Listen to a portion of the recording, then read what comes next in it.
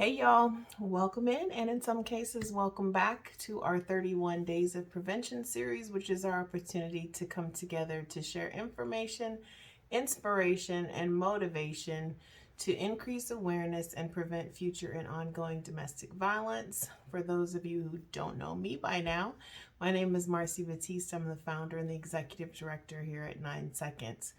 We are a progressive nonprofit organization located and based in Phoenix, Arizona. We have a heart-centered mission and a non-traditional approach to domestic violence prevention. It's important to us that we make sure that women are equipped with the tools and the resources that they need in order to secure their health, safety, and success, while we simultaneously meet our objective, which is to change the trajectory of domestic violence in our state. Partnering with businesses, community organizations, youth organizations, schools, college campuses across the state, providing workshops, trainings, etc., life skills classes, really truly providing a whole gamut of services, all wrapped around the importance of prevention. So that being said, today's message, as we continue through our 31 Days of Prevention series during the month of October, today I want to talk to y'all about death by narcissist. Okay, that's the subject for today's message, death by narcissist. And this came up today because I was actually in a meeting with one of our board members, and we were discussing what types of trainings we want to provide for 2022, and making sure that, again, we're always on that kind of cutting edge, that we're building on our foundation of, the importance of people understanding their generational systems and how those work and how they play a part. And I was sharing with him that I think that it's important that we start doing more to discuss emotional abuse. So oftentimes when we talk about domestic violence, the focus is on physical abuse, and the emotional aspects of domestic violence kind of gets sort of pushed to the side. Same thing with financial abuse and stalking and cyber stalking and a lot of the other forms of abuse. And so for 2022, that's one of our objectives, is to make sure that we're really driving home what these other forms of abuse are and the impact of them. And I was sharing with him, he said, well, we were talking about why that's so important. And I was sharing with him my personal experience with one of my abusers. Like I've told y'all before, I went through a whole series of toxic and abusive relationships that each one had sort of a different type of abuse associated with it, until I didn't make a change until it became physical abuse. And that's the thing that I want to make sure that when we're talking about prevention, I want to get it as early as we possibly can. Obviously, keeping it from happening is the most important, but if it's happening, being able to recognize it when it is, because that's where I dropped the ball for myself and wasn't there for myself. I didn't recognize that I was even in an abusive relationship. But we were talking about, I was sharing with him, one of my most abusive relationships was not it did get physical in the very end. A couple things happened, but for we were together for 3 years. And for the entire 3-year period, after that sort of initial honeymoon phase wears off, which was probably in about month 2 out of the 3 years that we were together, he was incredibly narcissistic. I'm sure if you look in Google, it has a picture of him next to the word narcissist as a description. He had all of the characteristics of a narcissist as far as being charismatic and outgoing, and he was educated and he was articulate, and he was involved in the community, and for all intents and purposes, to the rest of the world, he made it look like we had the perfect relationship and that he basically worshiped the ground I walk on. However, at home, it was a whole other story. I was never good enough. I was never smart enough, never pretty enough. I'm an amazing cook, but that wasn't even good enough.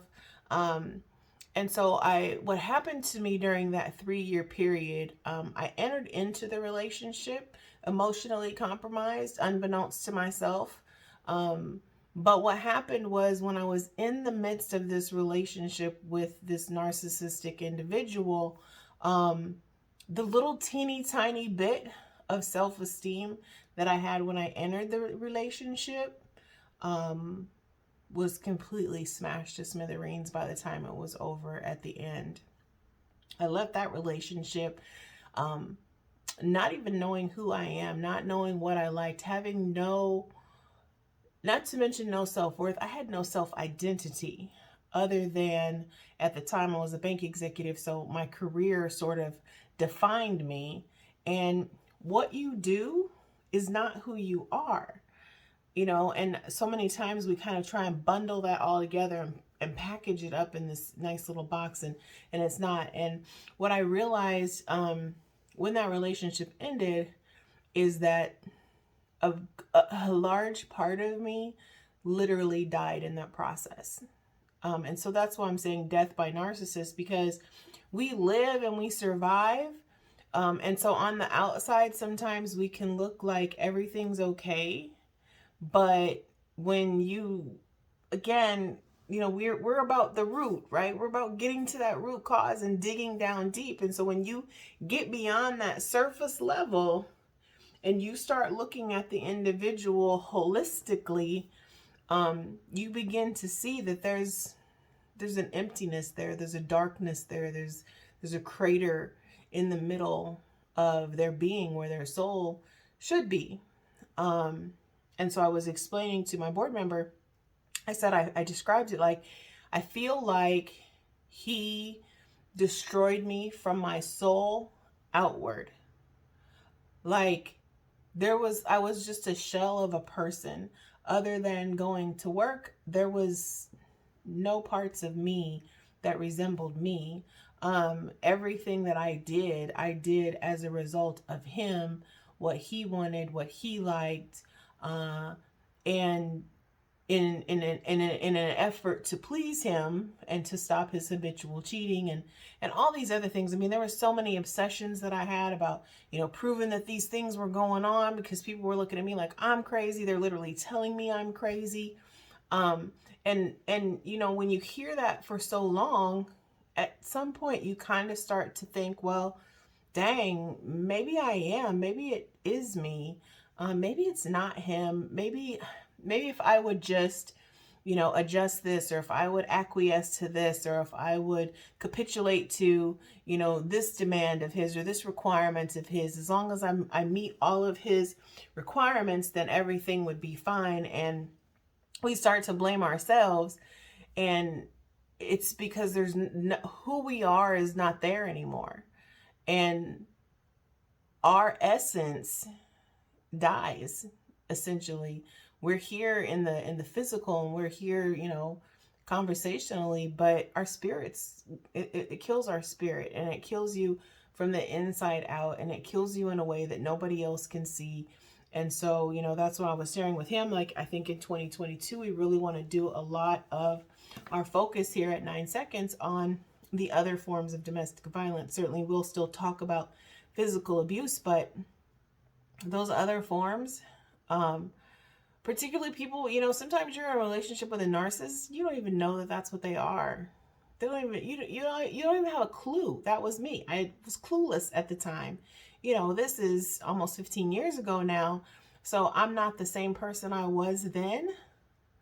But man, if you would have seen the me that I was in that relationship, I don't even recognize it. Sometimes I look back at the pictures and I'm just like, I don't even remember being that girl. I don't even remember who that woman was. And, in some of the pictures, I was looking at some old memories, they pop up into your phone, and it's like, man, some of those memories you just want to forget.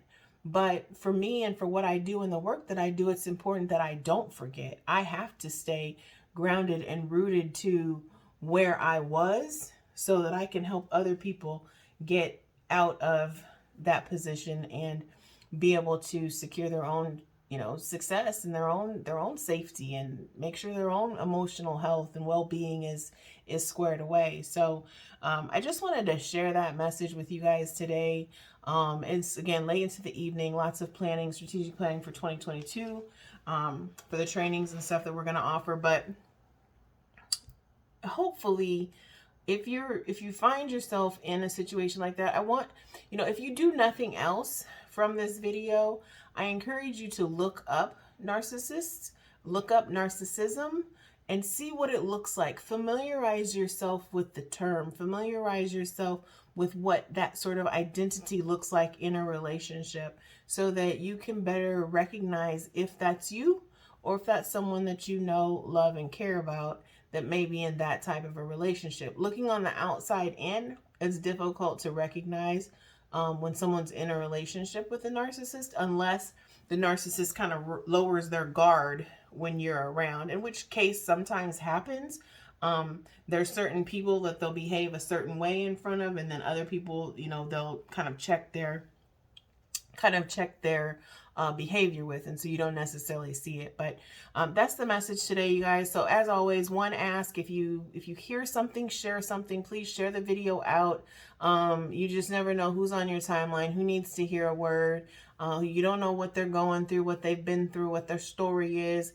Everyone sees the glory, but they don't necessarily know the story, and that's important for us to remember as we are navigating life in general and interacting with one another. Interact with kindness. People are going through things. People are out there hurting, and you just don't necessarily know. So the one thing that you can do is share a positive word. And so I hope that this video has done that for you, or will do that for someone in your life or on your timeline. So we'll be back tomorrow with another message. But in the meantime and in between time, have a blessed night. Stay well, stay safe, stay healthy, and we will talk to y'all tomorrow. Take care.